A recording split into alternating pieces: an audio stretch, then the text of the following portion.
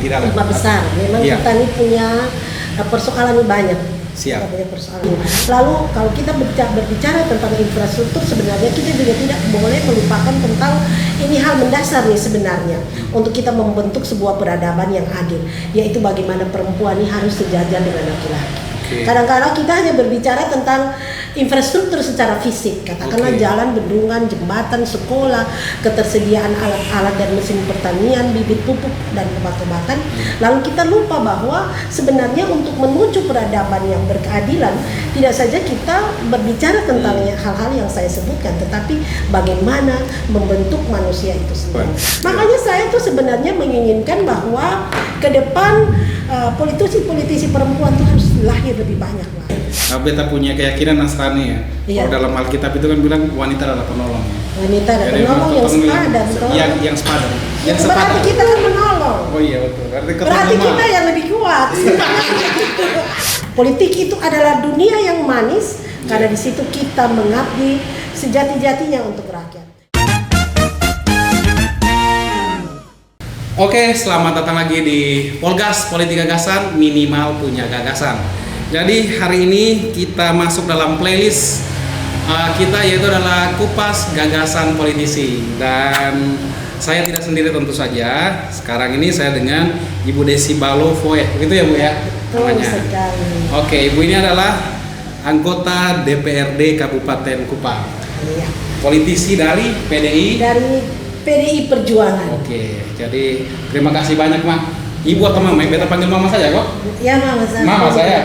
Oke Ya. siap, Mama Desi. Nah jadi mohon maaf Mak, kemarin Beta lihat di video kayaknya ada di mana kemarin Mak? Ini capek atau minta waktu. Ya, Kita kemana tuh? kemarin kami berkunjung ke Ampoang Tengah, khususnya di Kampung Sonang, itu di Desa Bitobe yang terdampak bencana. Di sana ada puluhan cukup banyak rumah yang ambruk dan masyarakat di sana terisolasi. Jadi kemarin kami di DPRD Kabupaten Kupang hadir di Kampung Sonang. Kampung sana ya. Kampung Sonang. Kampung Sonang. Kampung Sonang. Oke, Ya, kami Beta- harus berjalan kaki ya kemarin.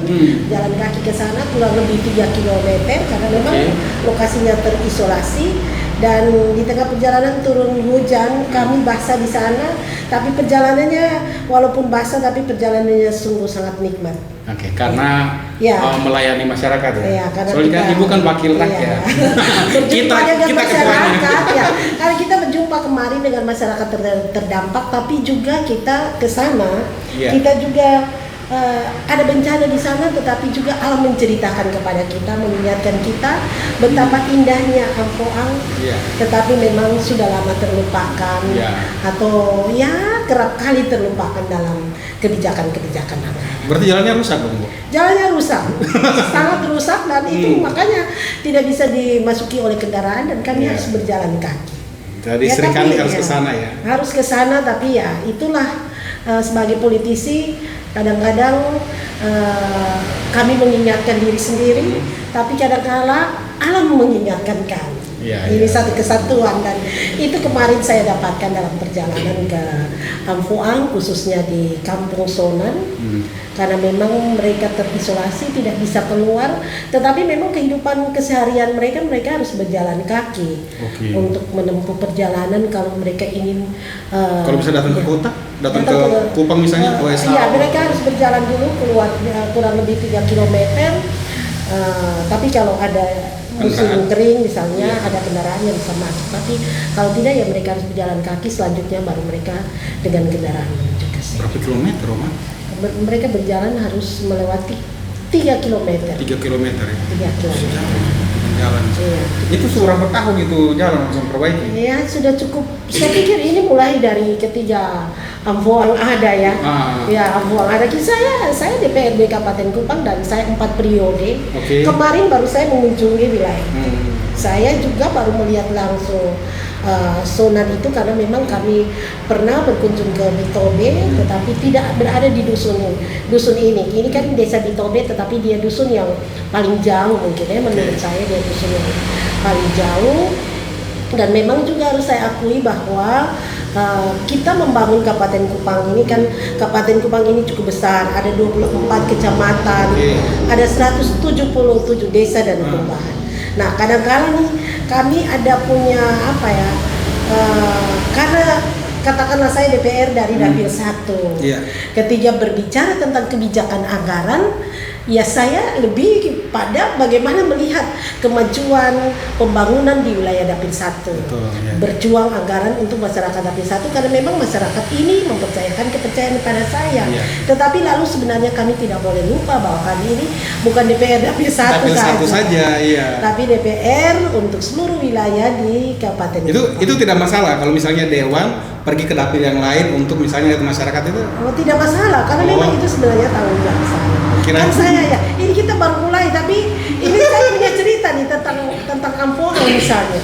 Dulu waktu saya kalau tidak salah di periode kedua mungkin ya di periode kedua kita berbicara tentang pembangunan dermaga di Naiklio. Waktu itu saya ada di Komisi C, lalu memang kita membahas itu. Kita kan untuk membangun dermaga itu anggaran pemerintah pusat. Lalu kita harus punya dana dari Kabupaten Kupang kalau tidak salah ya, saya ingat 750 juta untuk studi kelayakan. Lalu memang pada saat itu terjadi dinamika, ada yang setuju, ada yang tidak setuju. Lalu saya tuh bertahan untuk menyetujui anggaran itu. Walaupun saya di Dapil 1, saya bertahan untuk menyetujui anggaran untuk studi kelayakan untuk membangun. Karena pada saat itu saya hanya memikirkan bagaimana perempuan-perempuan dari sana waktu mau melahirkan atau orang sakit karena dia harus melalui akses jalan yang sangat sulit, kali yang sangat lebar dan saat itu waktu itu mau mendekati pemilu ya. Lalu ada yang mengatakan ini kan tidak akan berdampak politik kepada saya. Iya kan? Ketika saya menyetujui anggaran itu kan orang di sana tidak. Itu bukan dapilnya mama. Secara politik saya tidak diuntungkan. Tapi pada saat itu saya bilang bahwa toh di sana Tuhan yang sama nih melihat seluruh wilayah. Jadi ketika menyetujui di sana, pasti Tuhan buka jalan bagi saya di sini. Dan saya tetap bersikeras untuk anggaran itu bisa diloloskan. Dan singkat cerita dia jadi dan ternyata bahwa saya secara iman saya mengimani bahwa ada kapal Cantika yang waktu itu ya terbakar. Dan ternyata bahwa banyak orang terselamatkan mungkin juga lewat adanya dermaga. Ada dermaga, jadi mungkin ada tim Basarnas di situ. Jadi saya termasuk yang menyetujui pembangunan itu walaupun bukan di dapil saya. Lalu jangan sampai ada yang mau ditanya. Lanjut. Ini kita panjang aja. Ketika kita berbicara tentang Amphoang, kita melihat bahwa memang keinginan masyarakat di sana tuh mereka untuk DOP Amphoang. DOP Amphoang ini memang belum bisa kita laksanakan karena ini tergantung kebijakan pemerintah pusat. Saya ingat dengan benar bahwa setelah saya waktu itu masih pimpinan DPR, wakil ketua 1 waktu itu, lalu saya bersama teman-teman melakukan kunjungan ke sana, lalu kami melakukan rapat bersama dengan desakan masyarakat pada saat itu.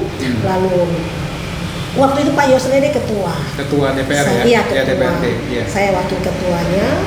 Lalu kami DPR, Pak Yeri Manafe juga wakil ketua waktu itu. Lalu kami mendorong supaya kita bisa melakukan langkah-langkah secara politik untuk mendukung masyarakat Amphoang. Maka pada saat itu kami menyerahkan pernyataan dukungan DPR secara politis untuk DOP Amphoang. Dan waktu itu saya Pak Yos waktu itu ada di sana, Pak Jerry juga wakil. Dan waktu penyerahannya di Manubelong, saya ingat perkataan saya di sana bahwa Amphoang ini bagaikan seorang anak yang minta dilahirkan oleh ibunya. Lalu kalau kita terlambat melahirkan, anaknya bisa mati dalam kandungan. Dan saya ingin bahwa Kabupaten Kupang tidak akan membunuh anak dalam kandungannya. Maka saya juga bersyukur bahwa memang pemerintah sekarang saya lihat, walaupun memang kita belum berbicara langsung dengan Bupati Kupang lewat persidangan-persidangan karena memang baru dilantik masih di Jakarta masih dalam proses. Tapi saya membaca kebijakan Bupati Kupang untuk memperjuangkan DOP Amphoang.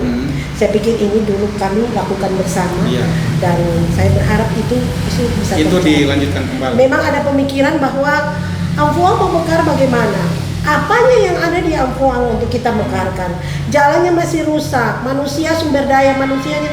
Tapi saya bilang seperti apa yang Bung Karno katakan waktu kemerdekaan Republik Indonesia, bahwa kemerdekaan untuk Indonesia itu adalah jembatan emas. Kita harus lewati jembatan emas, sampai di sana kita akan menata diri kita.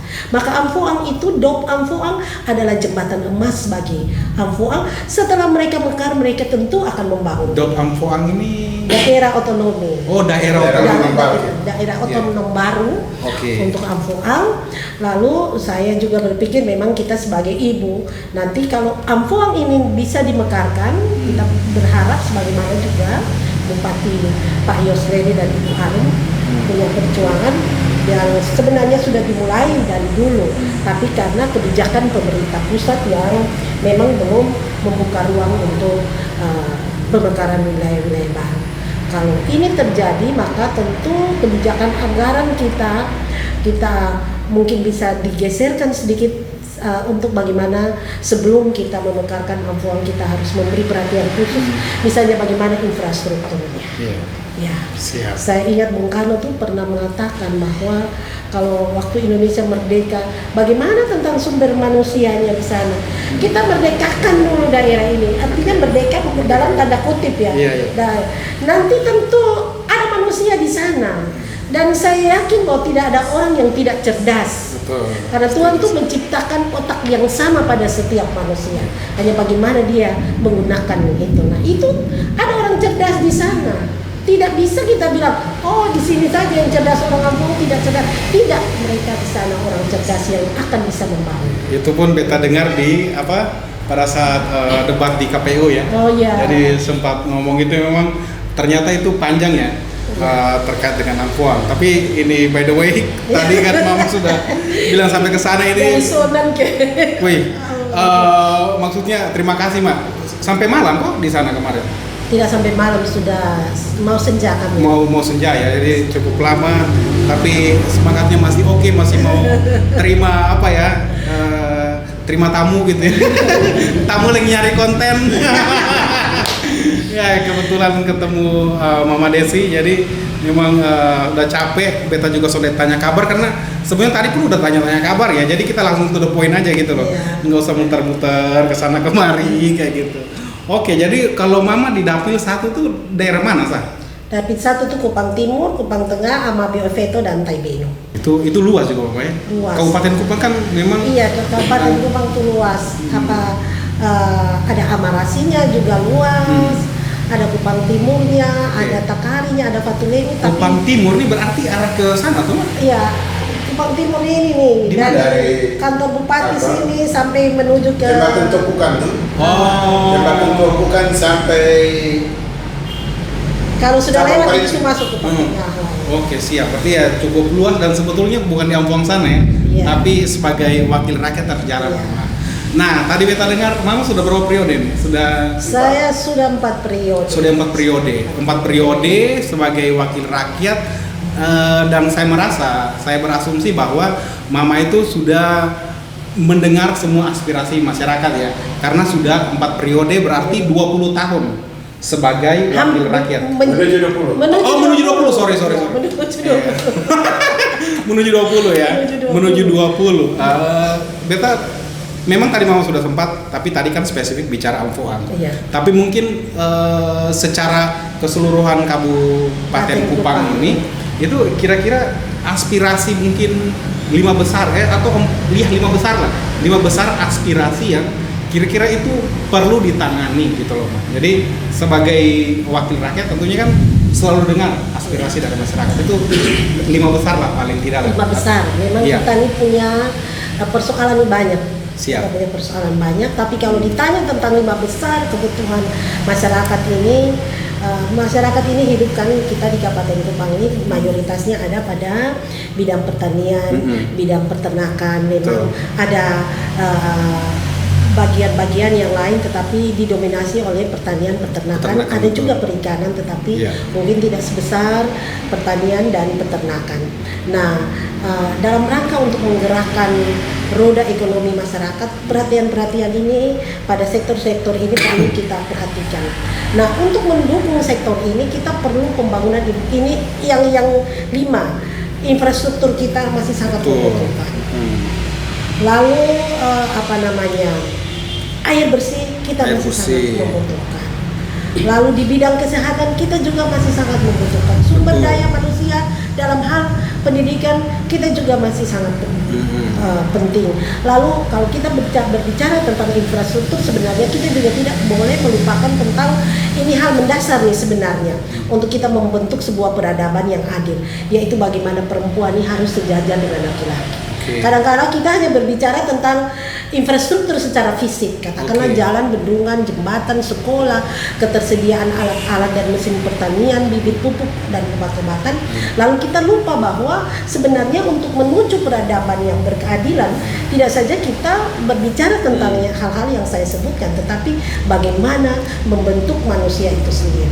Dan membentuk manusia itu sendiri adalah bagaimana mendidikan perempuan itu bisa sejajar dengan laki-laki.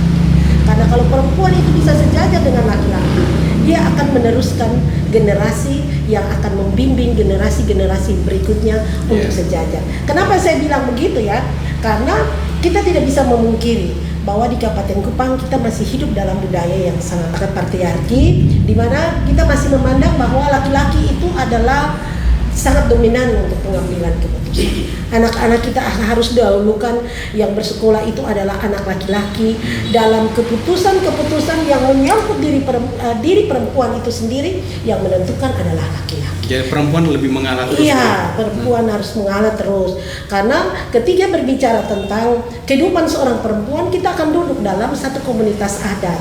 Ya, para tua-tua, para keluarga, rapa, berembuk, menentukan diri seseorang perempuan tanpa perempuan itu terlibat. Nah, ini saya rasa bahwa kalau ditanya tentang 5 besar, satu persoalan ini tidak boleh kita lupakan. Perempuan ya? Ya, karena apa? Karena walaupun saya memandang bahwa perempuan itu punya tanggung jawab yang besar sekali.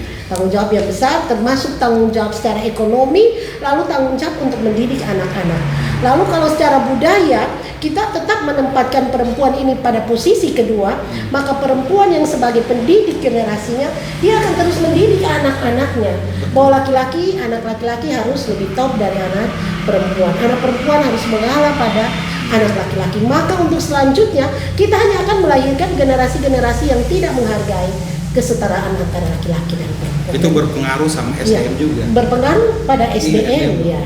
Karena kan mama yang lebih sering di rumah, mama yang bapak kan cari cari uang potong kebun di sana di luar. Tapi jangan lupa, walaupun bapak potong kebun di luar, mama selalu ada bersama-sama dengan bapak.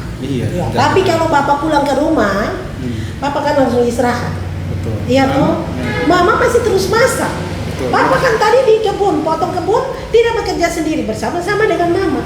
Tapi waktu mama pulang dan bapak pulang sampai di rumah, bapak beristirahat, mama siapkan teh, mama siapkan masak, mama masih melanjutkan pekerjaan, termasuk nanti malam mama yang akan memberi pelajaran untuk anak-anak.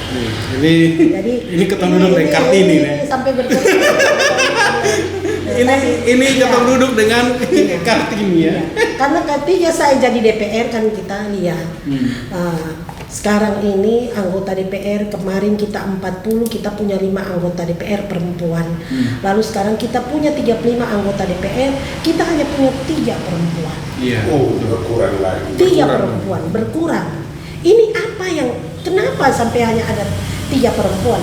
Padahal saya secara pribadi dengan tidak mengesampingkan teman-teman laki-laki saya, tapi saya harus mengakui bahwa ketika pengambilan kebijakan, perempuan itu walaupun ada dinamika politik ya, kita dari masing-masing partai politik yang punya visi dan misi yang ya, kalau PDI Perjuangan sejati-jatinya kita akan kembali kepada rakyat.